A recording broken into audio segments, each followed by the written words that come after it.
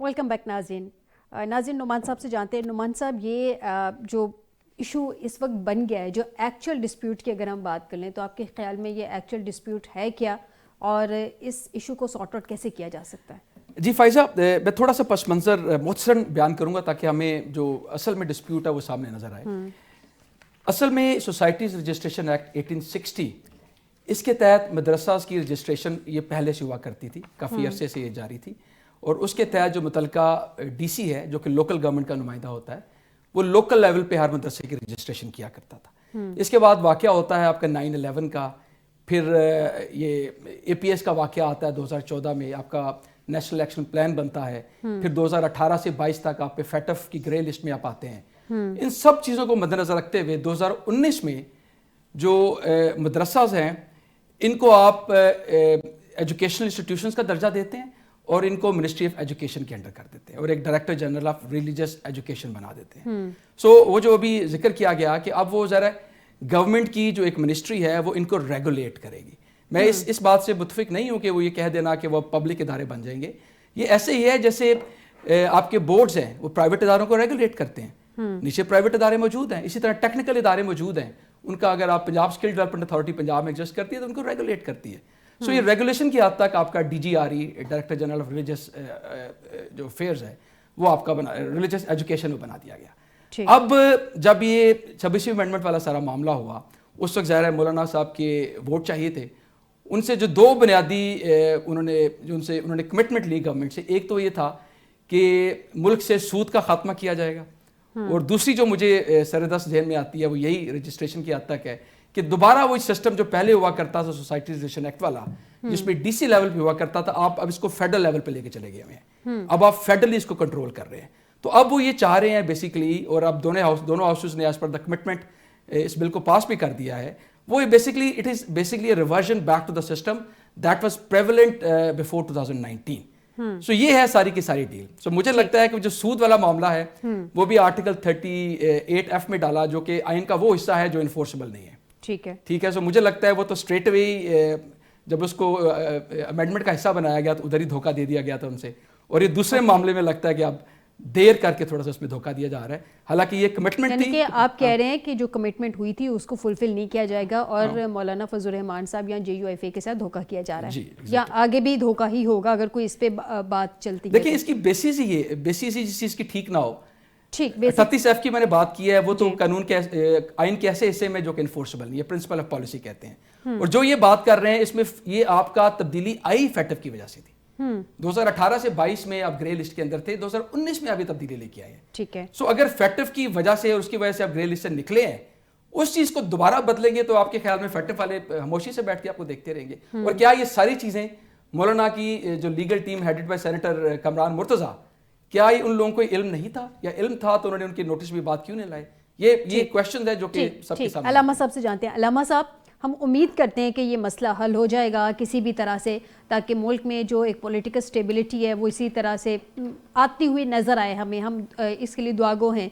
लेकिन अगर अलामा साहब ये आपका मसला सॉर्ट आउट नहीं होता, और जैसे मौलाना फजल रहमान साहब बार बार इंदिया दे रहे हैं स्ट्रीट पावर का, तो आप लोग का प्लान क्या है? आप लोग कोई जलसा करेंगे, कोई एहतजाज करेंगे, या आप लोग कोई धरना दे सकते हैं अगर आपके इश्यूज़ को सॉर्ट आउट ना किया गया तो?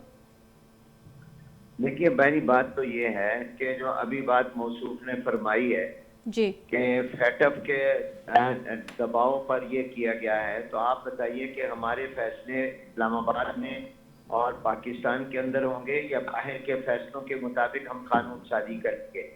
अभी हालिया दिनों में एक अमेरिका के ऐवान में एक मेंबर ने कांग्रेस में इमरान खान साहब की रिहाई के लिए करारदाद पेश की, तो फौरन हमारी कौमी असम्बली ने ये कहा कि ये हमारे मुल्क में मुदाखलत है और हम इसको मुस्तरद करते हैं। तो हम किसी की रिहाई के लिए या किसी पार्टी के लिए कोई बात बाहर से आए तो हम उसको कबूल नहीं करते और उसको रद्द कर देते हैं।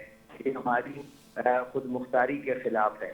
और अगर कहा जाए कि ये फलां कानून बनाए तो कानून बनाए और पार्लियामेंट को डिक्टेट किया जाए, तो क्या हम मुदाखलत को, बैरूनी मुदाखलत को कबूल करेंगे? क्या हमारे मुल्क की आज़ादी और मुख्तारी के खिलाफ नहीं होगा? एक बात। दूसरी बात यह है कि मैंने तो शुरू में ही कहा कि इस मसले का हल حکومت کے پاس ہے. جہاں تک ہمارا رد عمل ہے, ہم نے ہمیشہ ملک میں امن کی, سلامتی کی, استحکام کی بات کی ہے. تسلسل مزاحمت کی طرف, اور ہمیں امید یہ ہے کہ وہ دانش مندی کا مظاہرہ کرے گی, ملک کے موجودہ حالات کو پیش نظر رکھ کر اس کے مسائل میں اضافہ نہیں کرے گی. لیکن اگر کوئی ایسی صورتحال پیدا ہوئی تو ہم انشاءاللہ پھر باہمی مشورے سے تعلیمات مدارس کے سپریم کورٹ میں غور کر کے فیصلہ کریں گے انشاءاللہ. ٹھیک, بہت شکریہ علامہ محمد حفیظ جالندھری صاحب, سیکرٹری جنرل وفاق المدارس پاکستان. آپ نے ہمیں جوائن کیا اور اپنے موقف سے بھی آگاہ کیا. ہرل صاحب, یہ بات تو ہو گئی کہ یہ جو اس وقت مدارس رجسٹریشن بل ہے, لیکن اس وقت اس کے علاوہ اور بھی بہت سارے مسائل ہیں, یا جسے یہ کہہ لیجئے کہ بہت زیادہ چیلنجز ہیں ہماری موجودہ گورنمنٹ کو.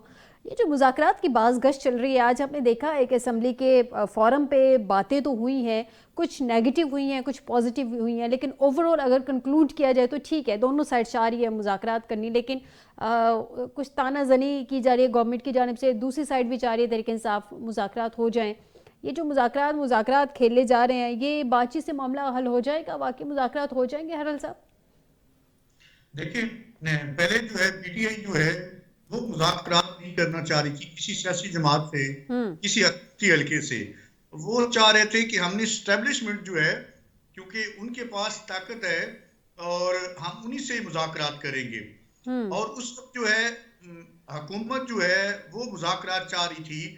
آپ دیکھ لیں اس وقت وزیر اعظم جو شہباز شریف صاحب ہیں, ان کے بھی بیانات موجود ہیں, رانا ثناء اللہ صاحب کے بیانات موجود ہیں, اور باقی جو ان کے کابرین ہیں ان کے بیانات موجود ہیں کہ ہم مذاکرات کرنا چاہتے ہیں. لیکن پی ٹی آئی نہیں کرنا چاہ رہی تھی. اور اب اگر پی ٹی آئی جو ہے وہ اپنے سارے حربے استعمال کر چکی ہے, دھرنا, احتجاج اور باقی دیگر, جو اب وہ مذاکرات کرنا چاہ رہے ہیں. لیکن اب جو حکومت ہے وہ نہیں چاہ رہی ان کے ساتھ مذاکرات کرنا. تو یہ میں سمجھتا ہوں کہ یہ اس سے ذاتی جو انا ہے اس کو تسکین ان کی مل رہی ہے جو سیاسی جماعتیں ہیں, لیکن اس سے ملک جو ہے اس کا نقصان ہو رہا ہے. دیکھیں, مذاکرات کے علاوہ کوئی حل نہیں ہے. اس واحد حل جو ہے وہ ڈائیلاگ ہے. اگر آپ چاہتے ہیں کہ اس ملک میں ایک استحکام ہے, معیشت بہتر ہو, تو اداروں کو مضبوط کریں. جمہوریت جو ہے اس کے علاوہ کوئی رستہ نہیں ہے. آپ ڈائیلاگ کریں, سیاسی جماعتیں آپس میں بیٹھ کے مذاکرات کرتی ہیں. یہ رتبے جو پی ٹی آئی نے استعمال کیے ہیں یہ ان کا حق تھا. کبھی وہ احتجاج کیا انہوں نے, کبھی انہوں نے دھرنے دیے, تو یہ ساری جماعتیں سیاسی ایسا کرتی ہیں. لیکن اب چونکہ اینڈ جو ہے, جتنے بھی دنیا میں مسائل رونما ہوئے, سب کا اینڈ جو ہے ٹیبل پہ مذاکرات کے ذریعے مسائل کا حل ہوتا ہے. تو جب تک یہ جمہوریت والا رستہ جو ہے, اس کے علاوہ کوئی اور رستہ نہیں ہے. ہرل صاحب, آپ کے خیال میں کوئی ایسا پولیٹیکل ٹیبل بن چکا ہے جس پہ بیٹھ کے یہ لوگ مذاکرات کریں گے؟ میری نظر میں اور میری ذاتی اطلاع کے مطابق جو ہے اسٹیبلشمنٹ اور پی ٹی آئی کے جو ہے وہ بات چیت شروع ہو چکی ہے. اور آپ دیکھیے گا کہ ان قریب جو ہے یہ کوئی ڈیل ہو جائے گی, کیونکہ یہ اب اس ملک جو ہے اس کا مکمل نہیں ہو سکتا. کیونکہ پی ٹی آئی کو آپ جو ہے باہر کر کے اس کو بین کر کے اس کو جو مذاکرات میں شامل نہ کریں, تو پھر مذاکرات جو ہیں وہ بے معنی ہے. نعمان صاحب سے بھی ان کا موقف جانتے ہیں. نعمان صاحب, ایک تو گورنمنٹ کا یہ موقف ہے جس پہ بہت سارے لوگوں کو یہ لگتا ہے کہ ایک کاسمیٹکس قسم کا یہ موقف ہے جو گورنمنٹ نے اپنایا ہوا ہے, کاسمیٹکس ٹائپ کا موقف جسے کہہ لیجئے. وہ یہ ہے کہ دے ڈڈ ناٹ مین اٹ کہ بانی پی ٹی آئی اگر باہر آ جائیں گے تو ان کے ساتھ کچھ غلط ہو جائے گا, یا وہ نہیں چاہتے کہ بانی پی ٹی آئی کسی طرح سے واپس آئیں یا باہر آئیں. تو یہ پھر مذاکرات جو کھیلا جا رہا ہے, یعنی کہ یہ دائروں کا جو سفر کھیلا جا رہا ہے, یہ دائرہ ہی کھیلا جائے گا یا کسی نہج پہ بھی پہنچیں گے؟ دیکھیں فائزہ, اس میں بڑی اہم چیز ہم نے ذہن میں رکھنی ہے کہ جب بھی پولیٹیکل ڈائیلاگ ہوتا ہے یا کوئی لیگل کیس میں نیگوسیشن ہوتی ہے وکیلوں کے درمیان میں, تو ایک بڑی اہم چیز ہوتی ہے, اسے ہم کہتے ہیں بارگیننگ پوزیشن. جس پارٹی کا پلہ بھاری ہوتا ہے آن دا فیس آف اٹ, وہ اس نیگوسیشن سے جتنا زیادہ ایکسٹریکٹ کر سکتی ہے. تو لہٰذا پارٹیاں کوشش کرتی ہیں کہ ٹیبل میں بیٹھنے سے پہلے اپنی بارگیننگ پوزیشن دوسری سے بلند کریں تاکہ زیادہ زیادہ دوسری پارٹی سے فائدے لیے جا سکیں. ابھی کس کی بارگننگ دیکھیں پوزیشن میں وہی عرض کر رہا ہوں, یہ جو 24 25 26 نومبر کا واقعہ ہوا ہے اور اس سے پہلے بھی جو ایک کوششیں کی گئی اسلام آباد آنے کی یا احتجاج کرنے کی مختلف طریقوں سے, اور اس کے بعد جو ایک قتل و غارت کا معاملہ ہوا ہے ڈی چوک میں, جو کہ حکومت تو ڈینائی کرتی ہے لیکن پی ٹی آئی کہتی ہے کہ ٹھیک ٹھاک تعداد میں قتل و غارت ہوا, ٹھیک ہے, تو اس سے پی ٹی آئی کو مورل گراؤنڈ ضرور ملا, لیکن حکومت نے اپنی طرف سے اسٹیبلش کر دیا کہ کوئی بھی اگر اس طرح ڈی چوک میں آئے گا یا کوئی لوگ بھی اپنی پولیٹیکل ڈیمانڈز بھی لے کے قانون کے مطابق بھی آئیں گے تو ان کو پر بھی نہیں مارنے دیا جائے گا. اب دوسری طرف اگر گورنمنٹ سے پرمیشن نہ لی گئی تو جی obviously گورنمنٹ ڈی چوک میں کبھی بھی پرمیشن نہیں دے گی, ذرا وہ سمجھتے ہیں کہ ان کا یہ اپنا ایک ڈومین ہے, ایک ایمبٹ ہے. پی ٹی آئی کی دوسری سائڈ پہ جیسا میں نے ذکر کیا کہ مورل گراؤنڈ ہے, عمران خان صاحب کے علم میں ہے کہ لوگ ان کے پیچھے ہیں, اور لیکن اس کے باوجود کیونکہ ان کو اتنا ڈرا دیا گیا ہے وہ سڑکوں پہ آنے سے انکاری ہیں, تو لہٰذا اسی وجہ سے انہوں نے پھر سول نافرمانی کا ایک طریقہ کار اختیار کیا جس میں لوگوں کو گھروں سے نہ نکلنا پڑے لیکن گھروں میں رہ کے وہ ایک سارا پروسیس کر سکیں. ایک اور بڑا امپورٹنٹ فیکٹر ہے, وہ اب دیکھنے والی بات ہے, اگلے مہینے میں پتہ چلے گا کہ پی ٹی آئی سے اس کو کس حد تک فائدہ ملتا ہے. وہ ہے ٹرمپ کی جو اوتھ سرمنی ہونی ہے 20 جنوری کو.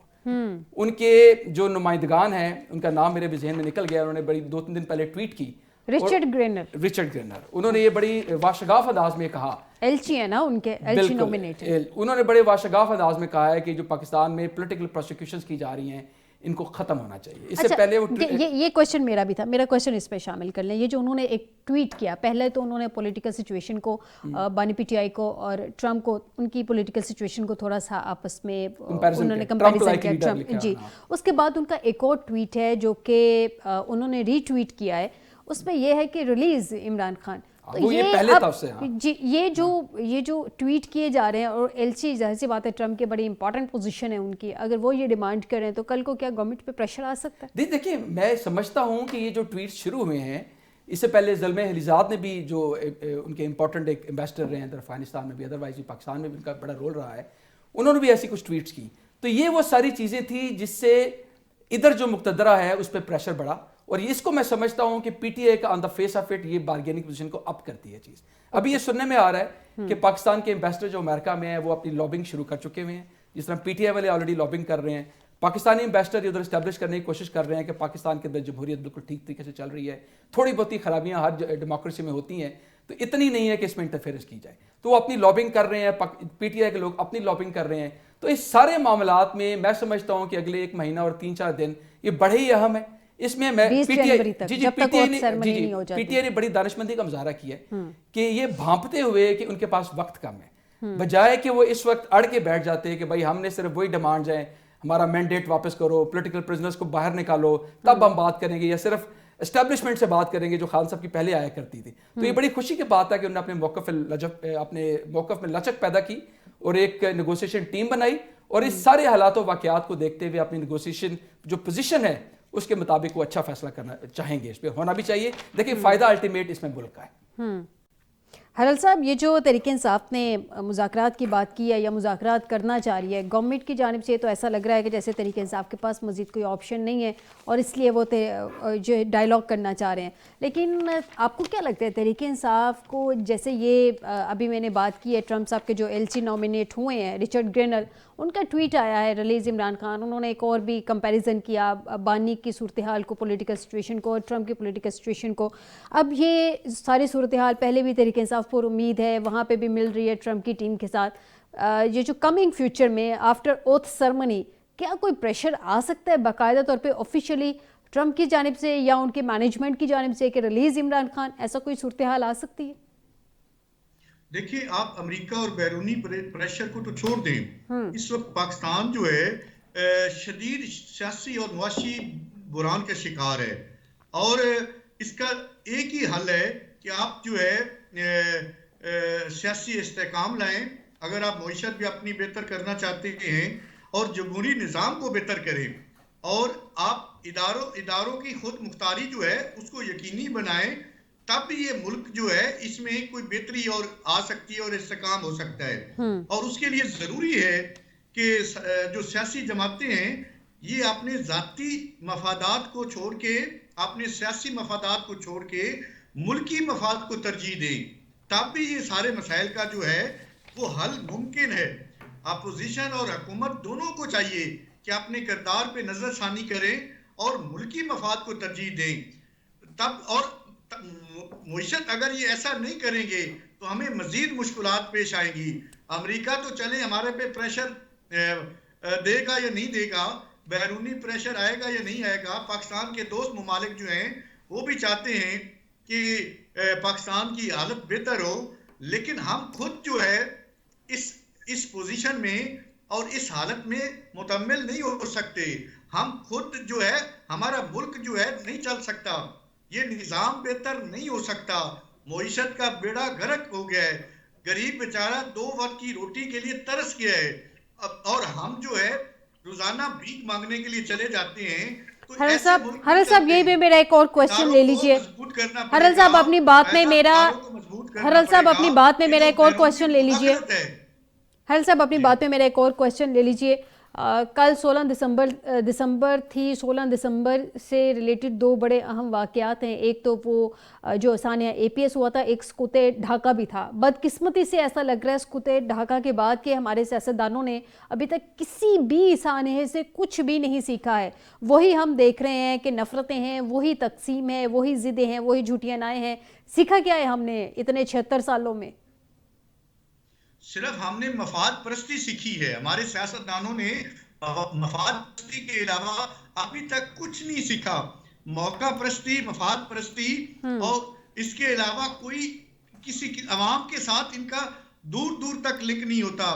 آپ پارلیمنٹ میں جا کے دیکھ لیں, جو عوام کی نمائندہ فورم ہے, وہاں پہ کبھی کوئی عوام کی بات نہیں ہوتی. وہاں پہ صرف سیاسی اور ذاتی مفادات کی بات ہوتی ہے, اور سیاسی اور مفاد کی جنگ لگی ہوئی ہے وہاں پہ. عوام بیچاری دور دور تک کہیں نظر نہیں آ رہی. ہر کوئی اپنے اپنے اقتدار کے لیے جو ہے وہ کوششوں میں لگا ہوا ہے, اور تب تک اس ملک کا حل جو ممکن نہیں ہے. اور میں ہمیشہ کہتا ہوں کہ ہماری سیاسی جماعتوں نے اور ہمارے سیاستدانوں نے اب صرف ایک ہی سبق سیکھا ہے اب تک, کہ کوئی سبق نہیں سیکھا. اگر یہ کوئی سبق سیکھ لیتے تو پارلیمنٹ بھی آج بہتر ہوتی, جمہوریت بہتر ہوتی, ربڑ سٹیمپ نہ ہوتی پارلیمنٹ. اب یہ بیچارے تو کچھ کر نہیں سکتے. مقتدرہ اتنی طاقتور ہو گئی ہے, اسٹیبلشمنٹ اتنی طاقتور ہو گئی ہے, جب تک سیاستدان آپس میں بیٹھ کے ڈائیلاگ نہیں طے کریں گے, اب طاقتور نہیں سیاست کو کریں گے, جمہوریت کو, پارلیمنٹ کو طاقت نہیں بخشیں گے, تب تک جو ہے پارلیمنٹ کا رستہ بند نہیں ہوگا. ٹھیک, آپ صحیح کہہ رہے ہیں. آپ صحیح سیاستدانوں سے مذاکرات کریں. آپ بالکل صحیح کہہ رہے ہیں, لیکن نعمان صاحب پرابلم یہ ہے, جی آپ کو پوائنٹ آ گیا حرل صاحب. نعمان صاحب پرابلم یہ ہے کہ اس وقت دونوں سیاسی جماعتیں چاہ رہی ہیں مذاکرات کرنا. ایک جو تاثر اوورال گورنمنٹ دینا چاہ رہی ہے تحریک انصاف کے مذاکرات کے پیشکش پہ, وہ ایسا کہ جیسے تحریک انصاف ڈسپریٹ ہو گئی ہے, اس کے پاس کوئی آپشن نہیں بچا اور وہ مذاکرات کرنا چاہ رہی ہے. اور حکومت کی جانب سے جو ایک تاثر آ رہا ہے وہ یہ ہے کہ حکومت شاید تھوڑا سا بلو آف کر رہی ہے. مطلب اس کو وارم ویلکم کرنا چاہیے. گورنمنٹ پہ بڑی رسپانسبلٹی ہوتی ہے. اپوزیشن پھر بھی اس کے پاس ایک راستہ ہوتا ہے کہ وہ تو ہوتی ہے اپوزیشن ہے, وہ کوئی نہ کوئی اسٹیٹمنٹ دے کے نکل جاتی ہے. ابھی صورتحال میں ایسا لگ رہا ہے کہ جو جیسے کہا جا رہا ہے کہ 24 یا 36 گھنٹوں میں شاید مذاکراتی کمیٹی بن جائے, حکومت کی جانب سے ایسے اطلاعات ہیں. لیکن پرابلم از دس کہ کیا دونوں سائیڈ پہ مینڈیٹ ہے مذاکرات کرنے کا یا نہیں ہے؟ دیکھیں, یہ بڑا ہی بہت ہی اہم سوال ہے. مینڈیٹ کی جو آپ بات کرتی ہیں, مینڈیٹ تو بیسیکلی سیاستدانوں کو دیتی ہے عوام. اب یہ زبان زد عام ہے, بلکہ ہر شخص کو اس کا علم ہے کہ پاکستان میں مینڈیٹ کس کا ہوتا ہے, کس کو ملتا ہے, اور اس سارے پروسیس میں کون انوالو ہوتا ہے. اس پہ دوبارہ بات کرنے کی ضرورت نہیں ہے. سو اب جو بھی نیگوسیشن کرے گا وہ بغیر مینڈیٹ ہی کے کرے گا. ایک وہ جس کو جعلی مینڈیٹ دیا گیا, میں کسی جماعت کا نام لیے بغیر ذکر کروں گا. ایک وہ جس کو مینڈیٹ تو ملا تھا لیکن اس کو مینڈیٹ دیا نہیں گیا. سو دونوں صورتوں میں مینڈیٹ نہیں ہے ان کے پاس. سو یہ آپ بیٹھیں گے آپس میں, بیٹھ کے کیا نیگوسیشن کریں گے؟ کیا نون لیگ یا جو گورنمنٹ ہے وہ یہ ایکسیپٹ کر لے گی کہ یہ جو الیکشن ہے یہ دھاندلی زدہ تھے, ان کو ری اوپن کیا جانا چاہیے, ری الیکشن کرنے چاہیے؟ کیا ان کے لیے قابل قبول ہے؟ گورنمنٹ اپنے پاؤں پہ کلہاڑی کا بھی نہیں مارے گی. پاؤں پہ کلہاڑی تو بالکل نہیں مارے گی وہ. اور اس کے علاوہ پھر کس بات پہ نیگوسیشن کرنا چاہ رہی ہے؟ پولیٹیکل پرزنرز کو ریلیز کریں, ٹھیک ہے, ریلیز کرنے میں سب سے پہلے عمران خان کا نام آئے گا. عمران خان باہر آئیں گے تو کیا یہ حکومت کے لیے ٹھیک ہوگا؟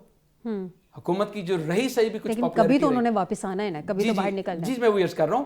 سو حکومت کی جو ساری نیگوسیشن کی بات لگ رہی ہے, مجھے یہ بھی ایک ٹائم سرو کرنے کا، ایک ٹائم ضائع کرنے کا ایک طریقہ کار نظر آتا ہے، کیونکہ جو وہ چیزیں ٹیبل پہ لے کے آنا چاہ رہے ہیں وہ ان کے لیے قابل قبول اس لیے نہیں ہے کہ اگر وہ قبول کریں گے تو اپنے پاؤں پہ کلہاڑی ماریں گے. مجھے ایسا لگتا ہے نعمان صاحب کے لاسٹ 20 سیکنڈز ہے، جیسے تحریک انصاف ٹائم گین کرنا چاہ رہی ہے جب تک ٹرمپ کی اوتھ سیرمنی نہیں ہو جاتی تب تک.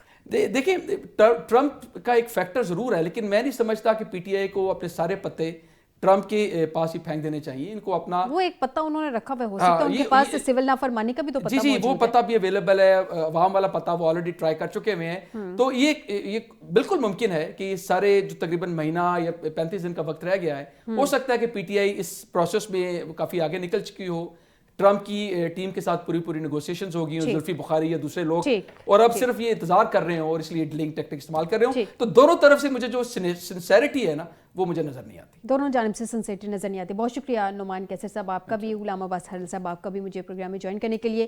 ناظرین آج کے پروگرام سے دیجیے گا اجازت، بشرطِ زندگی آپ سے دوبارہ ملاقات ہوگی. اپنا خیال رکھیے گا.